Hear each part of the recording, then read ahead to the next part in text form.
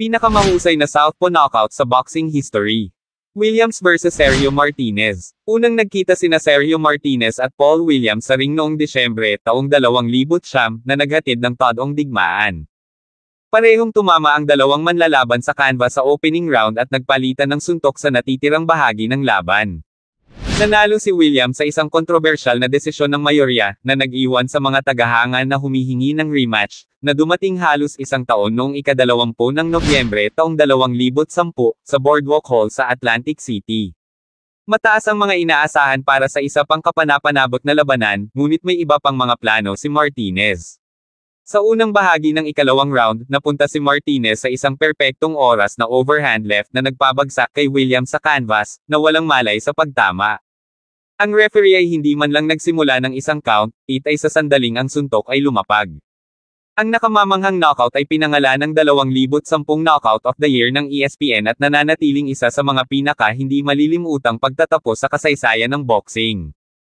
Vasily Girev vs. Michael Moorer. Sa isang kapanapanabot na 2004 na heavyweight clash, ipinakita ng dating kampyon na si Michael Moorer na ang kapangyarihan ang huling bagay na nawala sa isang manlalaban.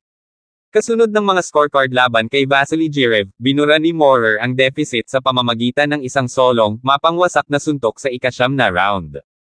Si Girev, isang Olympic gold medalist at dating cruiserweight champion, ay kinokontrol ang karamihan sa laban sa pamamagitan ng pressure at volume punching. Siya ay mukhang naglalayag patungo sa isang malinaw na desisyon na tagumpay, hanggang sa si Moorer ay tumalikod sa isang iglap.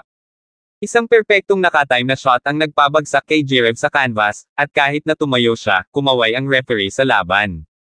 Nagprotesta si Girev sa pagpapahinto, iginiit na maaari siyang magpatuloy, ngunit tumayo ang resulta. Para kay Moorer, ito ay isang dramatikong comeback win, na nagpapatunay na kahit nasa takip silim ng kanyang karera, ang kanyang kapangyarihan ay isang game changer pa rin. Marvin Hagler laban kay Alan Minter. Ang pagtaas ni Marvin Hagler sa middleweight champion ay selyadong kapansin-pansin noong ika-27 ng Setyembre taong 1980, nang harapin niya si Alan Minter sa Wembley Arena sa London. Matapos ang mga taon ng pagkabigo at paghihintay sa kanyang pagbaril, lumabas si Hagler na umuugoy, determinadong gawing mabilang ang kanyang sandali. Mula sa unang round, nang ibabaw si Hagler, nagdiskarge ng matatalas at mabibigat na suntok na nagpabaliw kay Minter. Ang walang humpay na pag-atake ng Brockton Southpaw ay napatunayang labis, at sa ikatlong pag-ikot, si Minter ay dumudugo ng husto mula sa mga hiwa. Pumasok ang referee upang ihinto ang laban, ibinigay kay Hagler ang world title sa isang panig na pagpapakita ng kapangyarihan at kasanayan.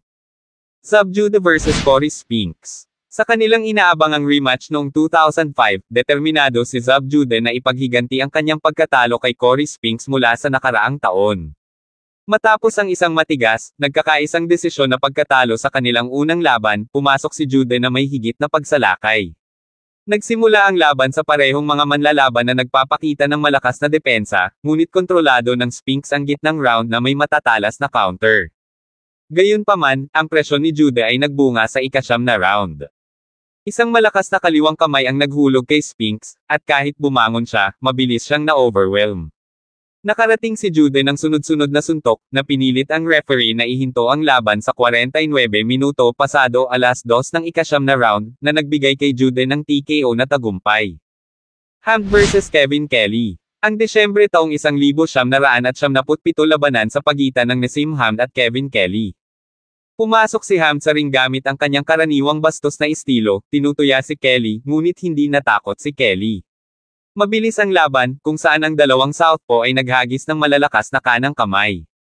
Ipinakita ni Hamed ang kanyang karaniwang mailap na paggalaw habang si Kelly ay mabilis at agresibo. Sa ika-4 na round, ang laban ay nasa kumukulo. Ang parehong mga mandirigma ay nakikipagsapalaran, na naghagis ng mga ligaw na suntok.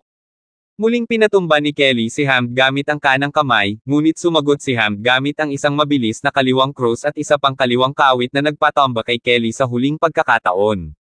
Hindi makabawi si Kelly, at itinigil ng referee ang laban, na nagbigay kay Hamed ng panalo. Gary Russell Jr. laban kay Vasily Lomachenko.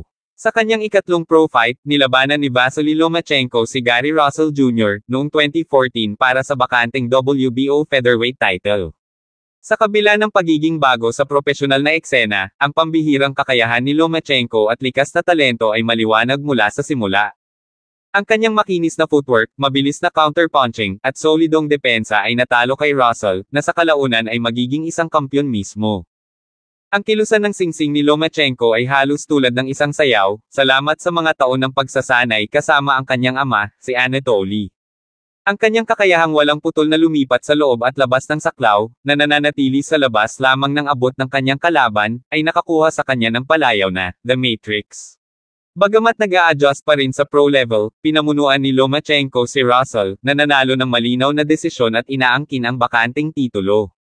Jose Luis Ramirez vs Pernell Whitaker. Noong 1988, ang undefeated record ni Pernell Whitaker ay nabasag ni Jose Luis Ramirez, kahit na ang pagkawala ay nag-iwan ng mapait na lasa sa bibig ng marami, dahil ang desisyon ay malawak na nakikita bilang kaduda-dadaang.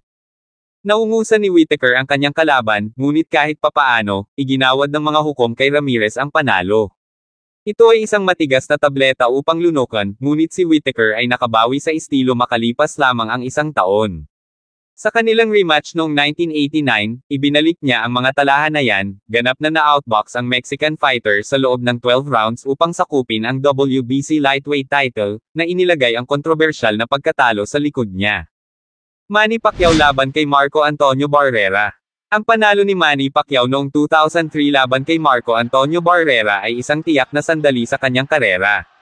Matapos matamba sa unang round, mabilis na nabawi ni Pacquiao ang kontrol at dinomina ang laban ng may bilis at walang humpay na pressure. Sa ikatlong round, nasa canvas na niya si Barrera, at mula noon, nahirapan si Barrera na makasabay. Patuloy na pinipilit ni Pacquiao si Barrera sa buong laban, na naglanding ng suntok pagkatapos ng suntok. Sa 11th round, pagkatapos ng isang serye ng mga malakas na shot, Barrera's corner tumigil sa laban, pagbibigay Pacquiao isang TKO tagumpay. Nakarating si Pacquiao ng 257 power punches kumpara sa 101 mula sa kanyang kalaban, na ipinakita ang kanyang kabuuang dominasyon sa ring.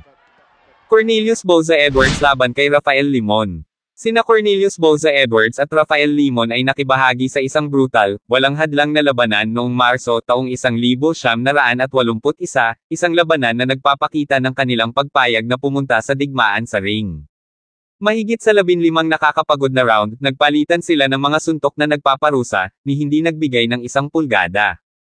Boza Edwards, sa kanyang agresibong estilo at malakas na suntok, ay ang mas walang humpay sa dalawa, patuloy na pagpindot sa aksyon at landing ang ilan sa mga pinakamakabuluhang suntok ng labanan.